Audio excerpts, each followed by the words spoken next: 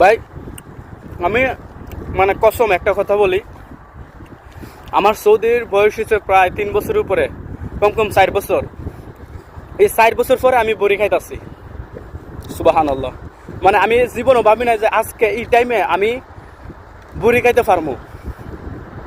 মানে আমি সৌদিতে আসছি প্রায় 3 বছরের উপরে, প্রায় কম কম 4 বছর, কিন্তু আমি ভাবি নাই যে আমি আল্লাহর রহমত যে আমি আজকে এই রাস্তা দিয়ে আসবো এবং আমি বড়ি খাবো, আমার রিজিকে যে বড়ি থাকবে। সুবহানাল্লাহ। আসলে ভাই সব কিছুর রিজিক হইছে, মালিক হইছে আল্লাহ।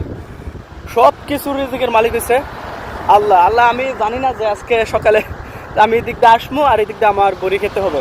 মানে বড়িটা খাই আপনাদের সাথে শেয়ার করার কারণ হয়েছে যে আমি 3.5 বছর, কম কম 4 বছর হই তো। 4 বছরে আমি বাংলাদেশে আসার পর কোনো সময় আমি বড়ি খাই নাই। দেখি যে এরকমও না যে দেখছি আমি, কিন্তু এটা আমি নিজে দেখছি, গাছ থেকে পারছি এবং স্বয়ং আপনাদের সামনে আমি খাইতেছি। বাংলাদেশে থাকতে কত খাইছি, লবণ মরিচ দিয়া ভর্তা বানাইছি, খাইছি, কিন্তু এখানে 3.5 বছর পর মানে হুদাই খাইতেছি। কিন্তু আমার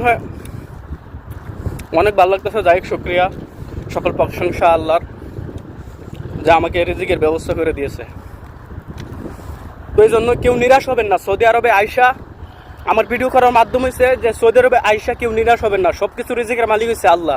আপনি আইসেন, আপনার ফ্যামিলির দায়িত্ব সব আপনি নিয়ে আসছেন। তো কাম কাজ পান নাই, ইনশাল্লাহ পেয়ে যাবেন। আল্লাহর উপর ভরসা রাখেন। কখন কার কি হয়, কখন কে কীভাবে রিজিকের ব্যবস্থা করে দেয় আল্লাহ কেউ মানে বলতে পারবে না। তো এই জন্য মন খারাপ করবেন না, আল্লাহর উপর ভরসা রাখেন। ইনশাল্লাহ আপনি একদিন সাকসেস হবেনই। ধন্যবাদ।